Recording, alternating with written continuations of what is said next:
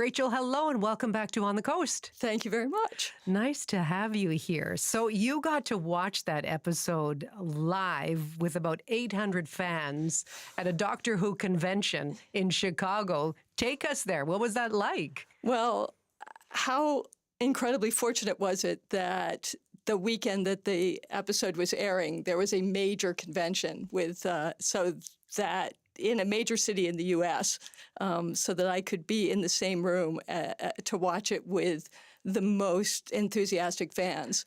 And because usually you watch your episodes alone with maybe you'll have 3 friends over, and suddenly there's 800 people, and the anticipation was tremendous, and they loved it so every single nuance.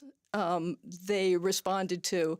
And so the reward was incredible to watch it like that.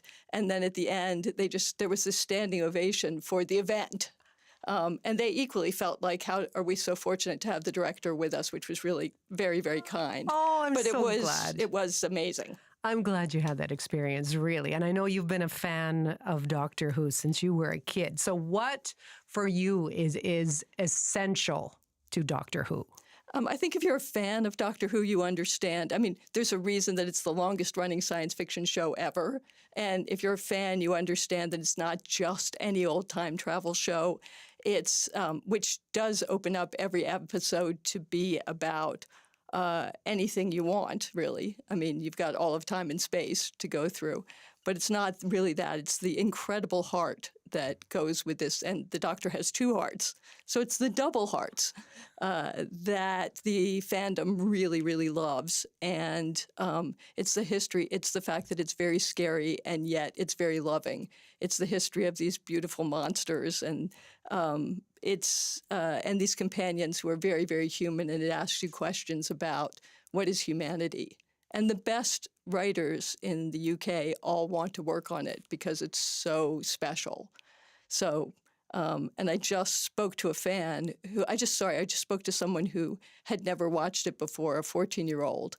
And you can be introduced to it with this one episode because she said, I'm all in just from this one episode. Wow. So you didn't have to be tuning in for 60 years to appreciate it today. Yes, because there's nothing more intimidating than a show that's been on for 60 years and crazed fans who that much detail. So yes, you can introduce yourself to it right now. Well, and many actors have played the Doctor over the decades as well. David Tennant played the Doctor for 5 years. That was from 2005 to 2010.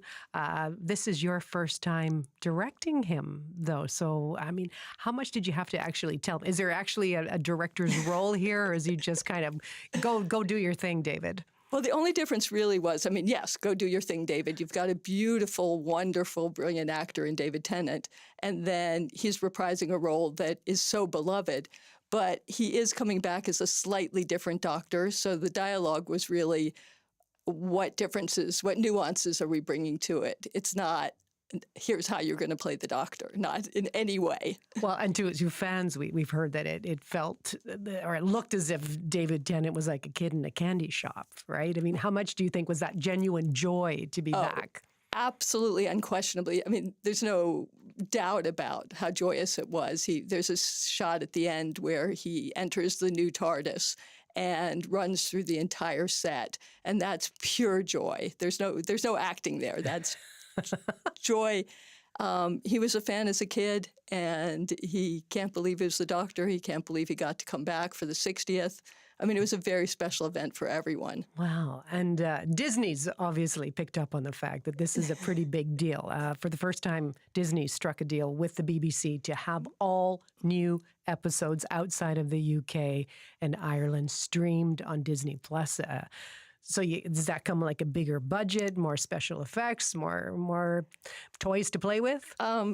Yes, there was more money, but it wasn't an open checkbook. So the challenge is to make the audience believe that there was an open checkbook and to figure out how to get the spectacle no matter what. So yes, there was more. And yes, we would like you to believe that there was as much money as Game of Thrones. We'd like to have presented it as if that were the case.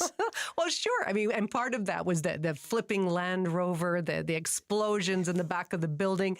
How did you feel about that part of it? Well, I love doing explosions. And I think that's because as a kid,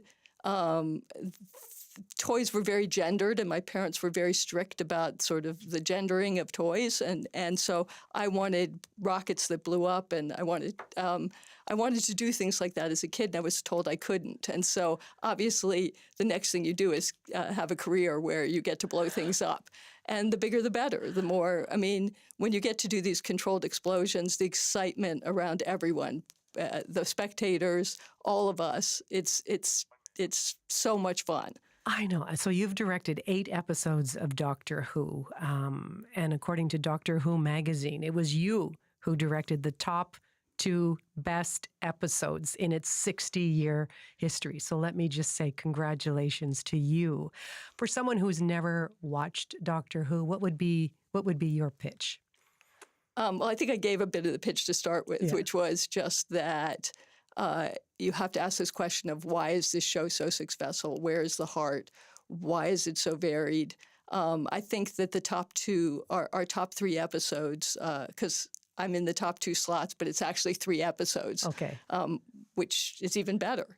I think there's so much humanity, really, an unexpected heart, and still and so much beauty to the whole series. And you can jump in and see that. Well, I enjoyed jumping in and watching a little bit of that earlier today, Rachel. So thank you for that, and congratulations again. Well, thank you very much.